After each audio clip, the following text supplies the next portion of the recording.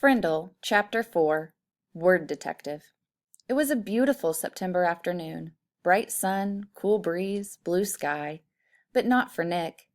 Nick had to do a little report for the next day, plus copy out all the definitions for 35 words for Mrs. Granger.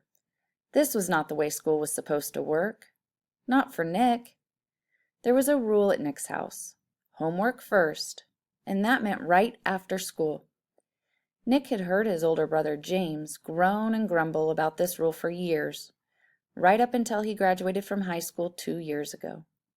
And then James wrote home from college after his first semester and said, "My grades are looking great, because when I came here, I already knew how to put first things first." That letter was the proof Nick's mom and dad had been looking for. Homework first was the law from September to June. This had never bothered Nick before, because he hardly ever had homework. Oh, sure, he looked over his spelling words on Thursday nights, and there had been a few short book reports in 4th grade. But other than that, nothing. Up to now, schoolwork never spilled over into his free time. Thanks to Mrs. Granger, those days were gone.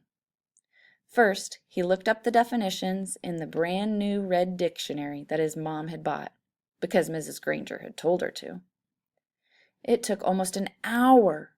He could hear a baseball game in John's yard down the street, yelling and shouting, and every few minutes the sharp crack of a bat connecting with a pitch.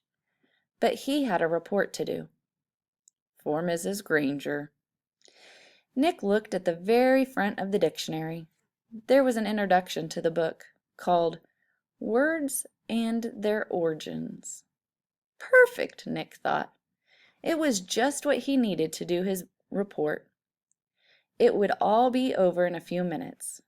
Nick could already feel the sun and the breeze on his face as he ran outside to play. Homework all done. Then he read the first sentence from the introduction.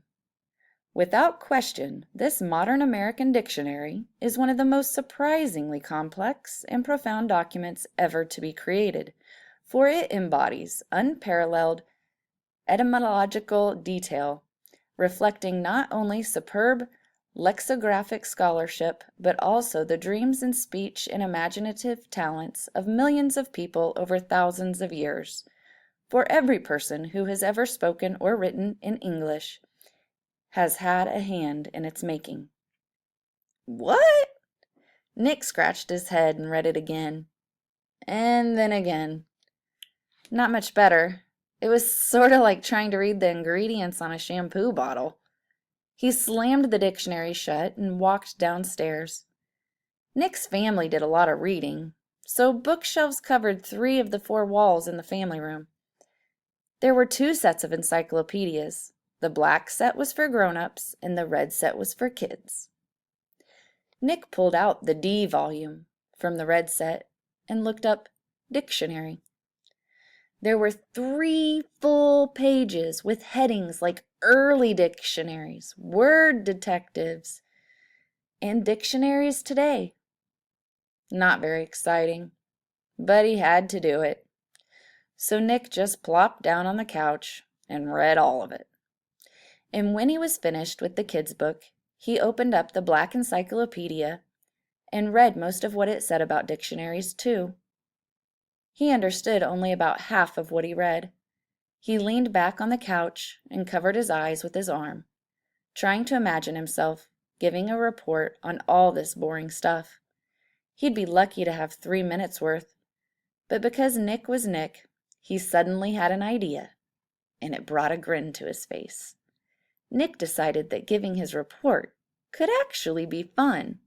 He could make it into something special. After all, Mrs. Granger had asked for it.